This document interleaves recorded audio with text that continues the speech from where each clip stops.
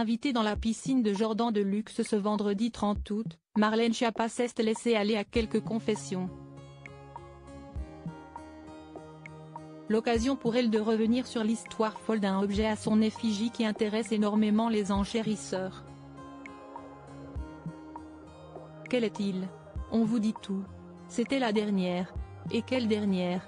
Pour son ultime numéro de la piscine de Jordan de luxe, l'animateur de C8 recevait Marlène Schiappa, l'ancienne ministre de l'égalité entre les femmes et les hommes. Une personnalité bien connue des médias qui n'a pas hésité à se confier sans tabou sur les divers sujets amenés par le journaliste. L'occasion pour celui qui reprendra dès le 2 septembre prochain son émission chez Jordan de terminer la saison estivale en beauté. Interrogée sur les difficultés qu'elle a pu rencontrer au cours de sa carrière de femme politique, Marlène Schiappa n'a pas hésité à parler de la fois où elle a été embrassée de force par quelqu'un de connu. Des révélations chocs qui ont immédiatement été reprises dans toute la presse.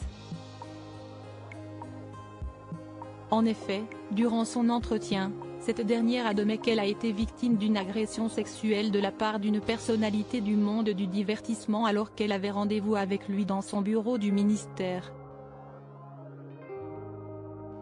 Il est venu dans mon bureau et a exigé qu'on ne soit en tête-à-tête. Il a essayé de m'embrasser de force. A-t-elle relaté. Des faits qui remontent à plusieurs années mais qui ne l'empêchent d'en garder un souvenir amer. Si est-il quelqu'un qui passe à la télé. Je l'ai croisé et il m'a dit bonjour comme si de rien n'était. Je pense que pour lui, ce n'est pas grave ce qui s'est passé, a-t-elle conclu durant son entretien.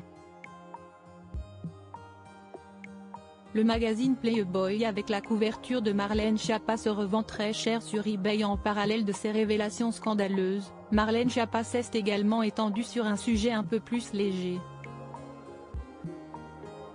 En effet, Jordan de luxe a souhaité l'interroger sur son étonnante apparition en couverture du magazine Playboy d'avril 2023. Une grande première pour le magazine de charme qui mettait pour la première fois à l'honneur un membre du gouvernement. Et même si le magazine avait fait grincer des dents certaines personnes lors de sa sortie, il a rencontré un grand succès. 150 000, s'est-elle exclamé la compagne de Mathias Savignac en référence au nombre d'exemplaires écoulés du magazine. Un véritable coup de maître pour cette personnalité bien connue du monde politique qui continue de fasciner les collectionneurs.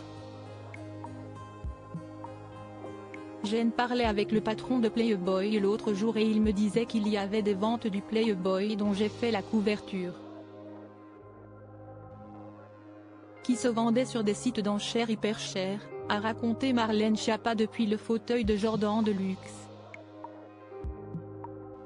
Je trouve ça exagéré, dit-elle à propos de cette pratique qu'elle ne cautionne pas. En effet, après de rapides recherches, nous avons constaté que des exemplaires de son numéro se vendaient jusqu'à 55 $ sur la plateforme eBay, voire Diaporama. Une chose est sûre, si vous avez un numéro de ce Playboy au fond d'un tiroir en bazar, ne le jetez pas. Vous savez ce qu'il vous reste à faire.